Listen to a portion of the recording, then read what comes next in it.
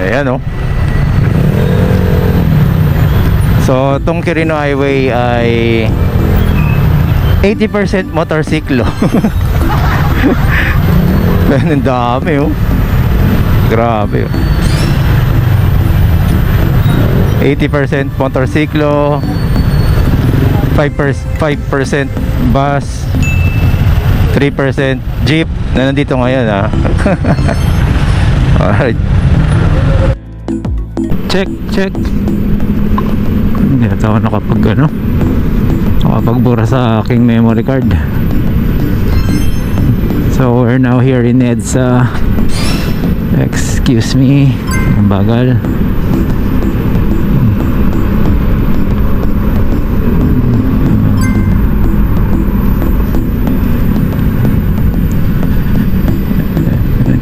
Ayan, puro lubak. 175 to. 41 pero hindi siya hindi siya accurate. Yung nakaraan katabi ko yung yung NMAX. Nasa 50 plus yung niya eh.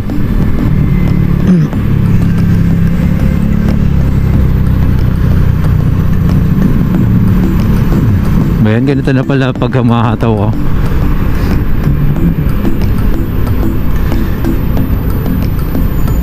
So yun, once again, nandito po tayo sa EDSA.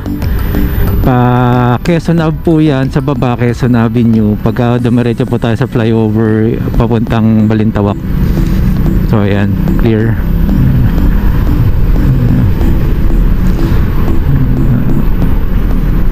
Dati motor po tayo na naggagaganito, ngayon po nakakaganito na tayo sa e-bike. Ayan, huwag kayong pupunta dyan sa bus lane no, kahit na dumikit kayo doon, masasagi po kayo dyan. Respetuhin nyo pong maigi yan dahil yan po yung bagong pinatupad po na bawal po dumaan sa bus lane no. Kaya nga bus lane, bus lang po eh. Yung iba naman motorcycle lane, kaya lang wala eh, sikip po talaga ng Pilipinas ng kalsada po dito sa Metro Manila. Opya. So yun guys, tingnan nyo na lang po at kung paano yung ating speedometer no, na tayo po ay naka-controller. Ang tanong po ng iba, ano daw pong controller yung gamit ko? It's EM100. Yes. Ito po ay tinotono pa. Ang tawag doon, programmable. So programmable daw po yan. So hindi po siya yung basta binili ko, tinono na muna niya based dun sa existing na ko na setup, kung anong meron, stock lang naman to. So pero naka-battery tayo na lithium kahit pa paano. I don't know kung mayroong difference dun sa pagpo-program, pero meron siguro naman. So ayan, ayan. Ito lang po sa WSP, mataas kasi yung side mirror, kaya medyo nyo na lang po yung mga side mirror, iwas-iwasan nyo no. Ayan, huwag po kayo masyadong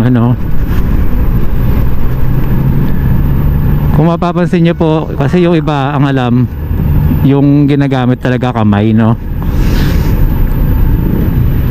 So ang pagmamotor po, pagka medyo ka na, sanayin nyo po ang gumagalaw yung paa, yung tuhod I mean. Diba? Curious kayo. Wow. Bakit ganun? Dapat kamay. Wow. Subukan nyo po mag big bike, pag puro kamay, sasakit ang nyo. So ang po dyan kasi pagka nakamotor tayo, tinatawag natin counter steering. So the more speed ka kapag sa liko, kaya po bumabanking, yung gulong po nun, yung pagpapakaliwa po kayo, ang gulong ninyo nakakanan. Kaya naka-counter yung nyo. So counter steering. Pero saka ako na po yun i-detalye no. Ang mahalaga po ngayon na nai-video ko ay yung aking takbo ngayon, dahil ito po ay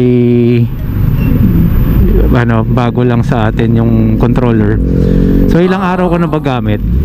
So 5 araw? Mga 5 araw na po. Yung kargado SIR. Layo tayo ng konti sa SIR. Para sa akin ano to, parang naka BMW to. Nabitin na naman po tayo dahil nag-traffic na ulit. Kahapon hindi tayo nakapag-video kasi lobat pala tong ating camera. Sayang yung kahapon kasi napakaluwag. Pero hindi ako sumagad kasi nga nauubos yung battery kagad. So parang dating kailangan ko magpalit ng battery. May mga nag-aabang dyan. So dito na lang po muna tayo. Mamaya na lang ulit kung kaya po nating mag ulit testing. Okay, mamaya ulit. So yun, wala tayong mapaghatawan or mapag-testing Kaya dito naman testing natin yung pagliko-liko. Kasi meron ding meron ding impact sa pag lumiliko ka yung throttle mo. So meron ka ding throttle control na gagawin. Dahil dati nakasanayan ko nga yung yung delayed. Ang lakas ng lakas makasira ng diskarte ng delay ng throttle ng WSP. So yan, sana maluwag. Ayan yan. Okay. So overtake muna tayo. May maingay na motor, narinig nyo ba? Naka-mic lang tayo So nilalaro-laro ko lang tong Ayan. So ayan, brake ng front, then higa, di ba? Front brake, konti pitik, then konting bagal Wow. Wala talaga. So talagang tayo ngayon. Swerte sa traffic. Ang ingay nitong sign of aging ba daw? Naiingayan sa malakas na tambutso. So alright, yun lang po muna. At maraming salamat po ulit sa mga nakasubaybay. At alam nyo na ako pinaglalagay ko sa akin dito sa WSP. So alam nyo na susunod ko.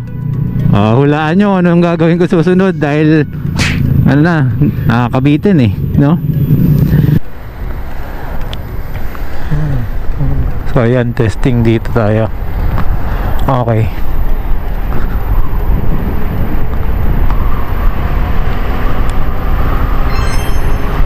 Level 1 lang po tayo muna. Level 2. Ayan, sumipa. So intersection. So double check.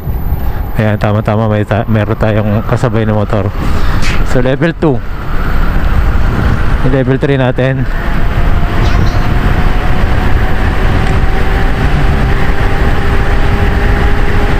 Pababa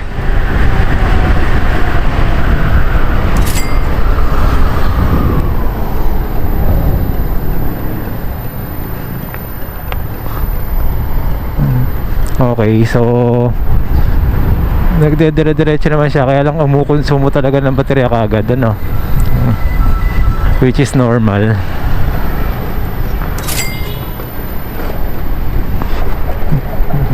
Kung yung gagayahin yan bumabanking bumabanking sa sa painted area. So check. Okay, sabay. Wala. Ito tayo, kabila.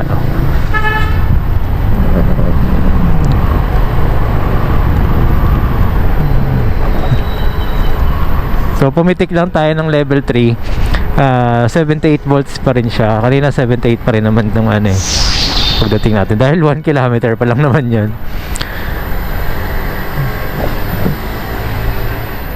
So shorter range na malabas. So yata tayo dito. Mapapaisip tayo paano magkaroon tayo ng magandang battery na mas upgraded, Ayaw natin mag-isip.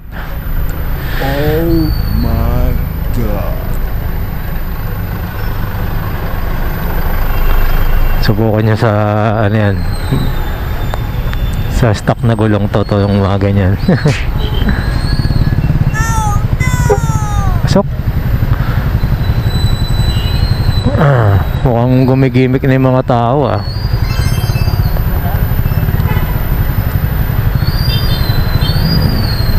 So sa EDSA, subok natin ulit nito. Okay? So cut ko muna ulit.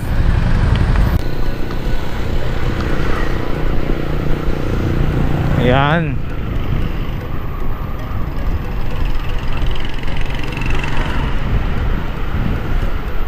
Woo! Speed.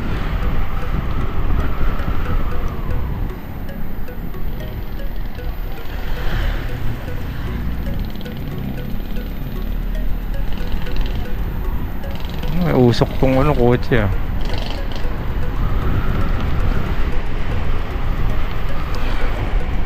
Umaari yung battery. So wal na naman tayo. So yun nga po yung binabanggit ko sa inyo. Nabibigla na siya oh. Oh.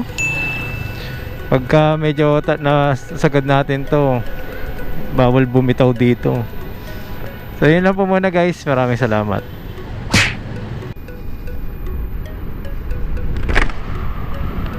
Dito maluwag eh, tinan nyo. Ayan, level 2. May nakakasilaw na ilaw. Ano, wagsak yung battery ko. 3 bars.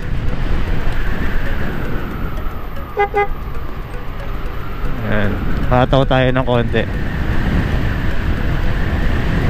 So, don't try this at home, man. 51. Level 2.